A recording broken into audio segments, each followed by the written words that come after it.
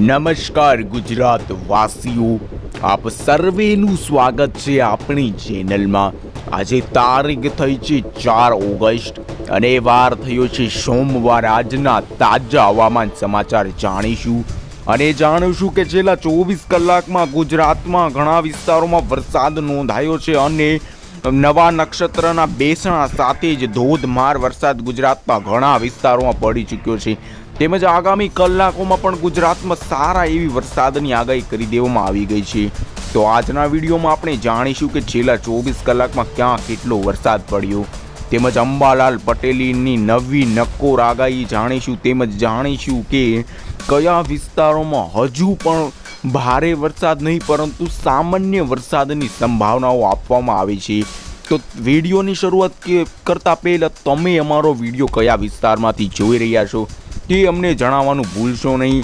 તો હવે આપણે વિડીયોની શરૂઆત કરીએ। તો દર્શક મિત્રો, તમે આ જોઈ શકો છો, છેલ્લા 24 કલાકના આંકડાઓ આપી દેવામાં આવ્યા છે। તેમાં ભાવનગરમાં ધોધમાર 2 ઇંચ સુધીનો વરસાદ નોંધાયો। તેમજ સાબરકાંઠાના જોઈ શકો છો, પરંતીજમાં જોઈ શકો છો 1.18 ઇંચ વરસાદ નોંધાયો। તેમજ નવસારીના જોઈ શકો છો, વાંસદામાં પણ 1 ઇંચ સુધીના વરસાદો નોંધાયા અને બાકીના બધા જ વિસ્તારોમાં જેમાં આપણે બાકી વાસંદા, લુણાવાડા, ડોલવણ, કપડવંજ, ઘોઘા જોઈ શકો છો, સંતરામપુર સાઈડના વિસ્તારો, દહેગામ સાઈડના વાલિયા, કડાણા, વ્યારા, વીરપુર, સિહોર, વલોડ, સુબીરા બધા જ વિસ્તારોમાં છૂટા છવાયા વરસાદી ઝાપટાઓ પડ્યા અને કોઈક વિસ્તારોમાં અડધા ઇંચ સુધીના વરસાદો પણ નોંધાયા છે। હવે આપણે આગળ વાત કરીએ તો અંબાલાલ પટેલની નવી નક્કોર આગાહી સામે આવી ગઈ છે। હવામાન નિષ્ણાત અંબાલાલ પટેલે રાજ્યમાં વરસાદને લઈને નવી આગાહી કરી છે। કહ્યું કે 15મી ઓગસ્ટ બાદ વરસાદી સિસ્ટમ સક્રિય થાય છે, જેના કારણે રાજ્યના અનેક ભાગોમાં વરસાદી માહોલ જામશે। જેમાં 17 ઓગસ્ટથી મઘા નક્ષત્ર અને સૂર્ય સિંહ રાશિમાં આવતા સારો વરસાદ થશે। 19 ઓગસ્ટથી 26 ઓગસ્ટ સુધીમાં રાજ્યમાં ઘણા વિસ્તારોમાં ઘણા ભાગોમાં સારા વરસાદ થશે અને 23 ઓગસ્ટથી 14 સપ્ટેમ્બર સુધી ગ્રહો જળદાયક નક્ષત્રમાં હોવાથી ભારેથી અતિ ભારે વરસાદ સપ્ટેમ્બર મહિનાની શરૂઆત ધમાકેદાર થશે એવી આગાહી પણ કરી દેવામાં આવી છે। અને આ હું તમને બતાવી રહ્યો છું કાલના દિવસે એટલે 3 ઓગસ્ટના દિવસે જે બધા જ હવામાન નિષ્ણાંતોએ સારી વરાપની આગાહી કરી હતી તે વચ્ચે ધોધમાર અને ખૂંખારી 4 ઇંચ સુધીના વરસાદ પડી ચૂક્યા છે। બાલાસિનોરમાં 4 કલાકમાં 4 ઇંચ વરસાદ। આ રાજ્યમાં મોટાભાગના જિલ્લાઓમાં મેઘરાજાએ વિરામ લીધો ત્યારે મહીસાગરના ગત રાત્રિએ ભારે વરસાદ વરસી રહ્યો હતો, જેમાં સૌથી વધુ બાલાસિનોરમાં 4 કલાકમાં 4 ઇંચ વરસાદ, લુણાવાડામાં 1.5 ઇંચ સુધીના વરસાદ। લાંબા વિરામ બાદ વરસાદ થવાને કારણે ખેડૂતમાં આનંદની લાગણી પ્રસરી છે। આ સાથે બનાસકાંઠામાં પ્રાંતિજમાં સવારથી જ મેઘરાજા પોતાની મહેરબાર કરી રહ્યા છે।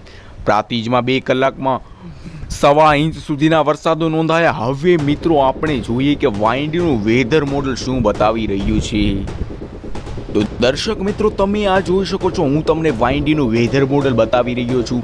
તે મુજબ આપણે વાત કરીએ તો તમે જોઈ શકો છો ગુજરાતમાં જે સારા સામાન્ય વરસાદો પડી રહ્યા છે, જેનું મોટું કારણ તમે આ જોઈ શકો છો ભારતના ઉત્તરી પૂર્વી ભાગોના, પશ્ચિમી ભાગોના વિસ્તારો તમે જોઈ શકો છો।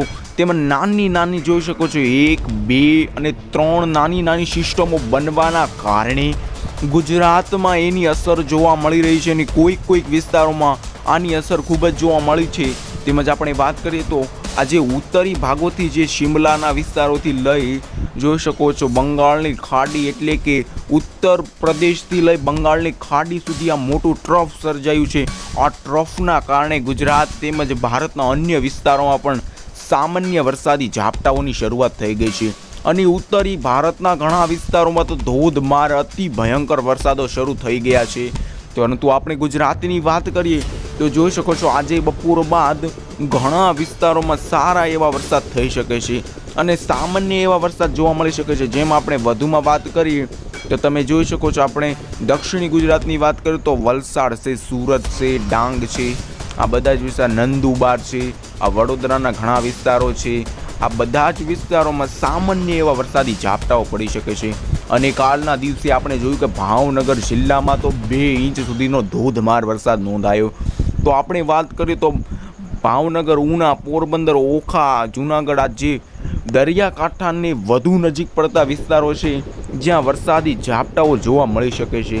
તેમજ આપણે વધુમાં વાત કરીએ તો અમરેલી છે, બોટાદના ઘણા વિસ્તારો છે જ્યાં સામાન્ય વરસાદી ઝાપટાઓ આજે રાત્રિના સમયે તેમજ બપોર બાદ જોવા મળી શકે છે. અમરેલી છે, ગોંડલ, જસદણ, બોટાદ, રાજકોટ, ચોટીલા આ બધા જ વિસ્તારો છે જેમાં સામાન્ય એવા વરસાદી ઝાપટાઓ જોવા મળી શકે છે. તેમજ જામનગરથી ઓખાના જે વિસ્તારો છે જે સારા વરસાદની સંભાવનાઓ આજે જોવા મળી રહી છે. પરંતુ કચ્છના કોઈ પણ વિસ્તારોમાં સારા વરસાદ જોવા મળશે નહીં. લગભગ મોટા ભાગે વરાપની સ્થિતિ જોવા મળી શકે છે. પરંતુ જે સિસ્ટમો ઉત્તરી ભારતમાં જોવા મળી છે જેના કારણે જોઈ શકો છો ઉત્તરી અને મધ્ય ગુજરાતના ઘણા વિસ્તારો છે જે સારા વરસાદો કાલના દિવસે પણ નોંધાયા હતા અને આજના દિવસે પણ નોંધાઈ શકે છે. પાલનપુર, સુઈગામ, મહેસાણા, ડુંગરપુર, રતલામ સાઈડના વિસ્તારો છે જેના છૂટાછવાયા ક્ષેત્રોમાં એટલે કે નાના મોટા ક્ષેત્રોમાં સામાન્ય વરસાદી ઝાપટાઓ પડી શકે છે. દાહોદ છે, પંચમહાલ છે, આણંદ છે, વડોદરા છે, અમદાવાદના કોઈક વિસ્તારો એવા હોઈ શકે છે જ્યાં ઝરમર વરસાદો પડી શકે છે. પરંતુ કોઈ પણ અત્યારે ગુજરાતના હાલ કોઈ પણ સિસ્ટમ સક્રિય ન હોવાના કારણે ભારે વરસાદની સંભાવનાઓ નથી જોવા મળતી.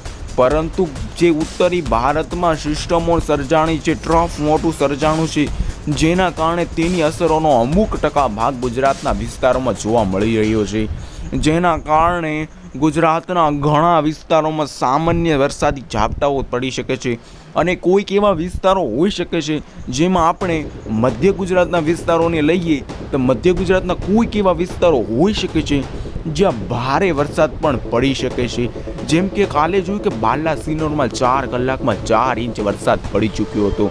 તેમજ આજે પણ કોઈક એવો વિસ્તાર હોઈ શકે છે જ્યાં 2 ઇંચ સુધીના વરસાદો નોંધાઈ શકે છે. તો મિત્રો આ હતા આજના તાજા હવામાન સમાચાર. જો તમને વિડીયો ગમ્યો હોય તો એક લાઈક અને એક સબસ્ક્રાઈબ કરવાનું ભૂલશો નહીં.